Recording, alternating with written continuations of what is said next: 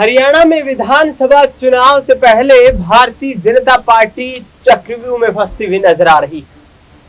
जी हाँ, ये चक्रव्यूह है विपक्षी दलों का नहीं बल्कि अपने ही नेताओं के द्वारा बनाया गया एक सियासी रण। जी, पिछले कुछ दिनों से लगातार जो खबरें सामने आ रही थी, उन खबरों पे कहीं ना कहीं अब मोहर लगती हुई नजर आ रही है। हरियाणा में विधानसभा चुनाव के महज 40 दिन बाकी है। तमाम पार्टियां अपने राजनीतिक कार्यक्रमों की शुरुआत कर चुकी हैं और चिंतन मंथन का दौर शुरू हो चुका है। कांग्रेस पार्टी और भारतीय जनता पार्टी के बीच आमने सामने की सीधी टक्कर दिखाई दे रही है। दूसरी तरफ देखा जाए तो बीजेपी के सामने ये चुनौती है कि आखिरकार दिग्गज नेताओं की नाराजगी से कैसे पार पाया जाए, क्योंकि दिग्गज नेताओं की नाराजगी में न सिर्फ राव इंद्रजीत सिंह और अनिल विज तक का नाम शामिल था, बल्कि पूर्व प्रदेश अध्यक्ष, पूर्व शिक्षा मंत्री रामविलास शर्मा और ओम प्रकाश धनखड़ भी सूची में शामिल थे। 22 अगस्त और 23 अगस्त 2 दिन पार्टी की यहाँ पर बैठकें चली। पार्टी की चुनाव समिति की बैठकें चली और चुनाव समिति की तमाम यहाँ पर सदस्यों की बैठक में ये ऐलान कहीं ना कहीं करने की कोशिश की गई कि हरियाणा में पार्टी उन चेहरों को चुनावी मैदान में उतारेगी जो जिताऊ कैंडिडेट से। पूर्व मुख्यमंत्री मनोहर लाल खट्टर भी इस बैठक में मौजूद रहे।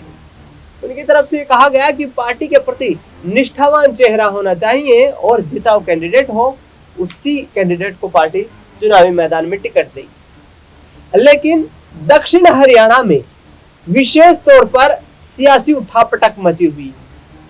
भारतीय जनता पार्टी में एक तरफ राव इंद्रजीत सिंह ये कहते हुए नजर आ रहे हैं कि बीजेपी यदि मुझे मुख्यमंत्री के चेहरे पर या आगे नहीं करती है, आगामी वक्त में यहाँ पर मुख्यमंत्री का चेहरा मुझे घोषित नहीं कर सकती, तो मैं कोई भी फैसला लेने को स्वतंत्र हूँ। दूसरी तरफ पिछले दिनों हरियाणा सरकार में पूर्व कैबिनेट मंत्री रहे राव नरबीर सिंह ने भी ये ऐलान कर दिया कि यदि भारतीय जनता पार्टी बादशाहपुर, जो कि गुरुग्राम के अंतर्गत आती है, हरियाणा की यदि मतदाताओं के लिहाज से देखा जाए तो सबसे बड़ी सीट है, यदि वहां से मुझे चुनावी उम्मीदवार नहीं बनाती है तो फिर नांगल चौधरी से लेकर और पलवल तक एक भी सीट बीजेपी नहीं जीत पाएगी। इसको लेकर के चुनाव समिति की सदस्यता डॉक्टर सुधा यादव की तरफ से पार्टी हाईकमान को शिकायत की गई और उन पर अनुशासनात्मक कार्रवाई करने की मांग की गई। आपको बता दें कि गुरुग्राम में 2 दिनों तक चल रही इन बैठकों में जिस तरीके से दिग्गज नेताओं की मौजूदगी रही, जिसमें पूर्व शिक्षा मंत्री रामविलास शर्मा नजर आए, प्रदेश अध्यक्ष मोहनलाल बड़ौली मौजूद रहे, पूर्व गृह मंत्री अनिल विज मौजूद रहे, ओम प्रकाश धनखड़ मौजूद रहे, कुलदीप बिश्नोई मौजूद रहे, मुख्यमंत्री नायब सिंह सैनी मौजूद रहे और चुनाव समिति के सदस्य पूर्व सांसद डॉक्टर सुधा यादव भी मौजूद रही। लेकिन इस बैठक में राव नरबीर सिंह और राव इंद्रजीत सिंह नदारद दिखाई दी, यानी कि दोनों नेताओं की नाराजगी साफ तौर पर देखने को मिल रही है। बीजेपी के लिए गले की फांस बन सकती है। दक्षिण हरियाणा में राव इंद्रजीत सिंह का बड़ा सियासी प्रभाव देखने को मिलता है। राव नरबीर सिंह की किसी पहचान के मोहताज नहीं है और बड़े चेहरे के रूप में हरियाणा की राजनीति में शुमार है। तो ऐसे में बीजेपी आखिरकार किस रस्साकसी में यहाँ पर फंसती हुई नजर आ रही है। खबरें ये भी है कि संदीप सिंह, जो कि पूर्व खेल मंत्री रह चुके हैं, उनके अलावा विधानसभा स्पीकर ज्ञानचंद गुप्ता और कैबिनेट मंत्री कमलेश ढांडा जैसे चेहरों का टिकट कट सकता है। इसके साथ साथ करीब 2 दर्जन ऐसे विधायक हैं जिनका टिकट भारतीय जनता पार्टी काट सकती है।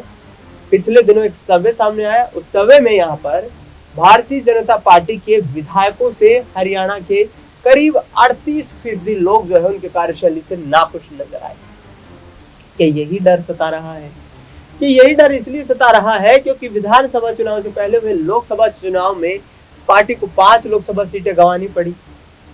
आखिरकार क्या बीजेपी वाकई हरियाणा में कमजोर होती हुई नजर आ रही है? बेरोजगारी का आलम देखा जाए तो चरम सीमा पर है।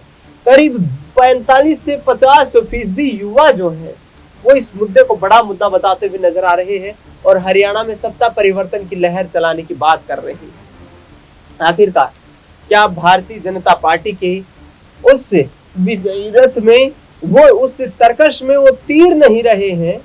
क्या उस विजयी रथ को चलाने वाला वो सारथी नहीं रहा है जिसके दम पर बीजेपी हरियाणा की राजनीति को फतह कर पाए? क्या उन तरकस के तीरों की धार और उनकी नोक जो है वो कुंद पड़ चुकी है कि जिसके चलते हरियाणा की जनता पर प्रधानमंत्री नरेंद्र मोदी जैसे चेहरा होते हुए भी कोई असर नहीं डाल पा रहा है? परिवर्तन की लहर चलाने की बात यहां पर कांग्रेस पार्टी करती हुई नजर आ रही है। दीपेंद्र सिंह हुड्डा का साफ तौर पर कहना है कि हरियाणा आगामी वक्त में हिसाब मांगेगा। हिसाब उन 10 सालों के कार्यकाल का मांगेगा जो वादे भारतीय जनता पार्टी के द्वारा किए गए थे, खुद प्रधानमंत्री के द्वारा वादे किए गए थे। किसानों की आय दोगुनी करने का वादा था, बेरोजगारी खत्म करने का वादा था, हरियाणा में एसओएल का पानी लाने का वादा था। तमाम वादे सिर्फ कागजी वादे बनकर रहे और धरातल पर ये कोई चीजें मैदान में नहीं उतरती नजर आई। लिहाजा अब वोट की चिंता सताने लगी। वोट की चिंता यहाँ तमाम राजनीतिक दलों को है, लेकिन बीजेपी के लिए यह भी चुनौती बन चुकी है कि दुष्यंत सिंह चौटाला का जो सहयोग ले लिया गया था, वो सहयोग भी इस वक्त कमजोर पड़ सकता है क्योंकि दुष्यंत चौटाला की पार्टी के तमाम नेता यहाँ पर कमजोर पड़ते हुए नजर आ रहे हैं। करीब 6 विधायकों ने पार्टी का साथ छोड़ दिया है।